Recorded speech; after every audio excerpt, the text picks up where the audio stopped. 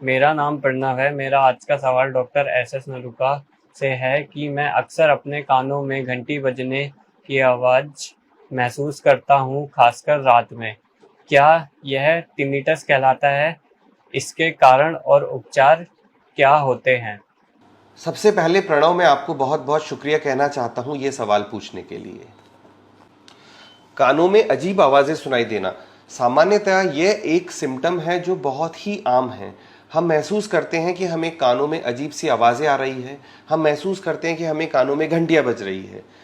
Medical की बोलचाल में इस समस्या को टिनिटस कहा जाता है। टिनिटस के कई कारण हैं, लेकिन मुख्यतः दो तरह से टिनिटस होता है, एक सब्जेक्टिव टिनिटस और एक ऑब्जेक्टिव टिनिटस।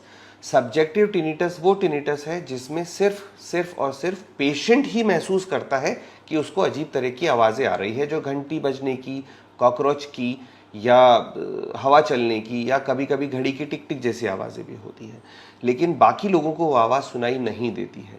ऑब्जेक्टिव टिनिटस वो टिनिटस है जिसमें पेशेंट के साथ साथ एग्जामिनर या ऑब्जर्वर को भी वो आवाज़ें सुनाई देती हैं।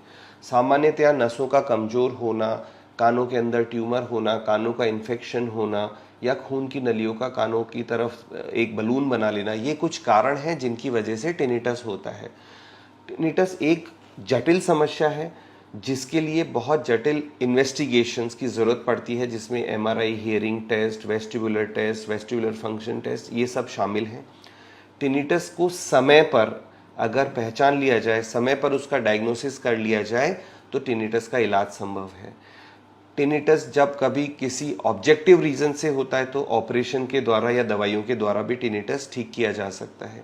सब्जेक्टिव टिनिटस कंपैरेटिवली डिफ़िकल्ट होते हैं ट्रीट करने में, लेकिन एक behavioural therapy, understanding therapy and psychotherapy से भी टिनिटस ठीक किए जा सकते हैं। कभी कभी हियरिंग लॉस की वजह से भी टिनिटस होता है, तो अगर हियरिंग लॉस को हम ठीक कर दें तो भी टिनिटस की समस्या से हम निजात पा सकते हैं। तो अगर आपको कानों में किसी तरह की भी आवाज़ें आती है तो ये एक गंभीर समस्या भी हो सकती है। तो ऐसे में बिल्कुल भी डिले ना करें और तुरंत अपने किसी भी नाक कान गले के विशेषज्ञ से संपर्क करें। Thank you.